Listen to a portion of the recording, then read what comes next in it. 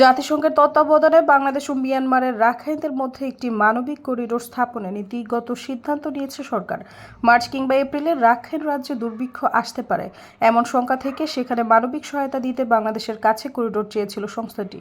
এই করিডোর ব্যবহারে কিছু শর্ত মানতে হবে। পররাষ্ট্র মন্ত্রণালয় গতকাল রোববার বিকেলে এক ব্রিফিংয়ে পররাষ্ট্র উপদেষ্টা মোহাম্মদ তৌহিদ হোসেন এ তথ্য জানান। তিনি বলেন, নীতিগতভাবে আমরা রাখাইন রাজ্যে করিডোরের ব্যাপারে সম্মত হয়েছি, কারণ এটি একটি মানবিক সহায়তা সরবরাহের পথ হবে। তবে আমাদের কিছু শর্ত আছে, সে ব্যাপারে বিস্তারিত আপাতত বলছি না। সেই শর্ত যদি পালন করা হয়, অবশ্যই আমরা জাতিসংঘের তত্ত্বাবধানে সহযোগিতা করব। করিডোর বাংলাদেশের জন্য নিরাপদ হবে কিনা এই প্রশ্নে তিনি বলেন, এটা মালপত্র যাওয়ার ব্যবস্থা, অস্ত্র তো আর নেওয়া হচ্ছে না। পররাষ্ট্র মন্ত্রণালয়ের সূত্র বলছে, বাংলাদেশ প্রশাসনিক পর্যায়ে এই করিডোর নিতে দ্বিমত রয়েছে, তবে জাতিসংঘের অনুরোধের পরিপ্রেক্ষিতে সরকার এটি দিতে রাজি হয়েছে। নিরাপত্তা বিশ্লেষকরা মনে করেন, বিশ্বের কোনো মানবিক করিডোরই নিরাপত্তা ঝুঁকির বাইরে ছিল না। যদিও মানবিক করিডোর দেওয়া হয় সাধারণ নাগরিকের সহায়তার জন্য, তবে এ ধরনের করিডোর অপরাধীরা নিরাপদ পথ হিসেবে ব্যবহার করে থাকে।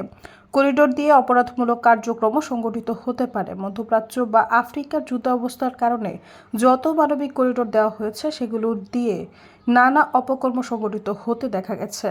সৈয়দা ফারিয়া, সমযোগ।